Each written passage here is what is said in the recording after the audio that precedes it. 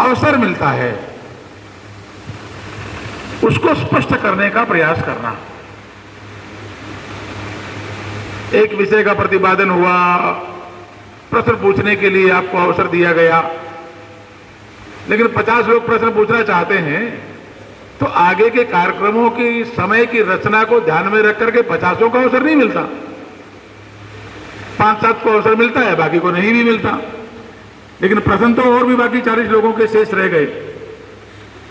तो उन जो जिनके प्रश्न शेष रह गए उनको अपनी डायरी में, अपने नोटबुक में, अपने हृदय के अंतस्थल में उन प्रश्नों को हमेशा नोटेड डाउन करके रखना चाहिए। व्यक्तिगत रूप से मिलने का अवसर मिलता है तो उसी व्यक्ति से पूछना, अन्यथा और भी अन्य प्रकार के सैकड़ों लोगों से हमारे संबंध संपर्क आते हैं। भिन्न भिन्न प्रकार के विद्या भारती के पदाधिकारी हैं, शिक्षा जगत में और बहुत प्रकार के विद्वान हैं, या कुछ पुस्तकें ऐसी मिल जाती हैं जिनमें से जिनको अध्ययन करने के प्रश्नों का समाधान हो जाए। परंतु ये ध्यान में रखिए, जब तक हमारे उस विषय के प्रश्न कोई स्पष्टता नहीं होती है तब तक अपने को चैन नहीं लेना, तब तक उसकी खोज में लगे रहना। उसको स्पष्टता करने के लिए इनसे पूछना है, उनसे पूछना है, यहाँ से पूछेंगे, वहां से पूछेंगे। हम 10 लोगों से विषय को स्पष्ट करने का प्रयास करेंगे, परंतु जब तक समाधान नहीं होगा तब तक ये विषय, ये प्रोसेस कंटिन्यू रहना चाहिए। समाजशास्त्री और एक बात कहते हैं, किसी बात को हम नहीं जानते ये तो बहुत बड़ी शर्म की बात नहीं है, क्योंकि सभी बातों को सभी लोग नहीं जान सकते। कोई 10 को जानता है, कोई 50 बातें जानता है, कोई 100 बातें जानता है, कोई और विद्वान होगा। लेकिन वो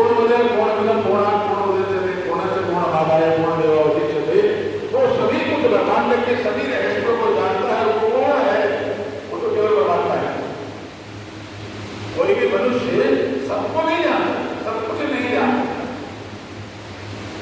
तो समाजशास्त्री कहते हैं कि हम किसी बात को नहीं जानते, ये ज्यादा चिंता की बात नहीं, ये ज्यादा शर्म की बात नहीं। ज्यादा चिंता की और ज्यादा शर्म की बात यह है कि उस बात को हम जानने का प्रयास नहीं करते। जो नहीं जानते उसको जानने का प्रयास जीवन भर चलते रहना चाहिए। तो ये 4 बिंदु हैं सीखने के लिए मन की स्थापना, जिस विषय को सीखना चाहते हैं उस विषय की थीम को समझना, और उस विषय से संबंधित जो भिन्न प्रकार के प्रश्न अपने मन में आते हैं उन प्रश्नों का जब तक समाधान नहीं होता है तब तक उन प्रश्नों के समाधान के लिए प्रयासरत रहना।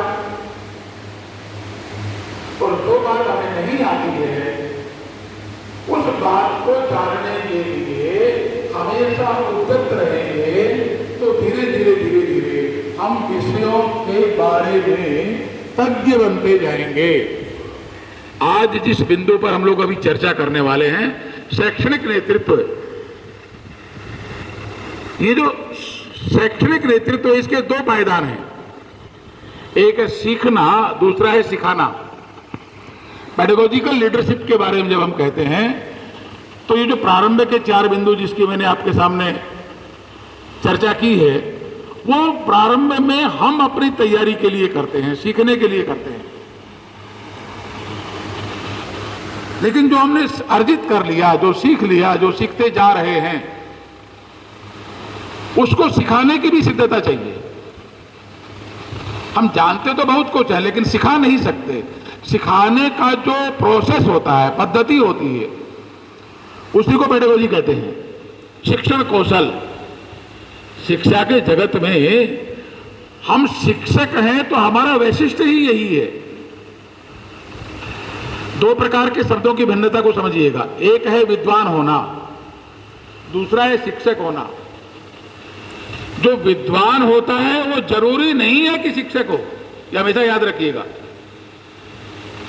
हम विषय के विद्वान हो सकते हैं, जानकार हो सकते हैं, अध्येता हो सकते हैं, लेखक हो सकते हैं, लेकिन शिक्षक होने के लिए वो कौशल जानना पड़ता है, वो पद्धति समझनी पड़ती है, उस प्रोसेस की तैयारी करनी पड़ती है जिसके आधार पर हम विषय को किसी दूसरे व्यक्तित्व को सिखाना चाहते हैं।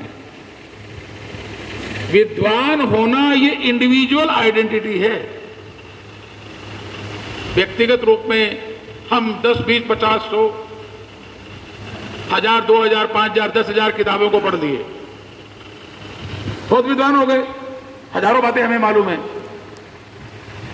लेकिन हमको ये कहा जाए कि ये जो आप 1000 किताबें पढ़े हैं, इसमें से किन्हीं 4 किताबों के बारे में या किन्हीं 4 पुस्तकों के 4 बिंदुओं के बारे में या 2 अध्याय के बारे में ये जो बैठे हुए विद्यार्थीगण हैं इन्हीं को समझाइए आप। तो बिल्कुल संभव नहीं है। अगर उसने शिक्षण कौशल का अभ्यास नहीं किया है तो वो नहीं समझा सकता। इस नाते से शिक्षक होना, शिक्षक में दोनों है, वो विद्वान भी है और वो शिक्षण करने की जो पद्धति है जिसको पेडागोजी कहते हैं, जिसको शिक्षण कौशल कहते हैं, वो उसको भी जानकार है। शिक्षक में दोनों बातें समाहित हैं, लेकिन विद्वान अकेला एक प्रकार के विषय का ज्ञाता होता है। अर्थात शिक्षक ये विद्वान से और एक कैटेगरी आगे है। वो सीखना भी जानता है, सीखते सीखते विद्वान बनता है, और वो सिखाना भी जानता है। सीखना जानना ये विद्वता का प्रकटीकरण है, और सिखाना जानना ये शिक्षक होने का प्रकटीकरण है। इस नाते से विद्वान से कुछ अधिक कैटेगरी शिक्षक की होती है।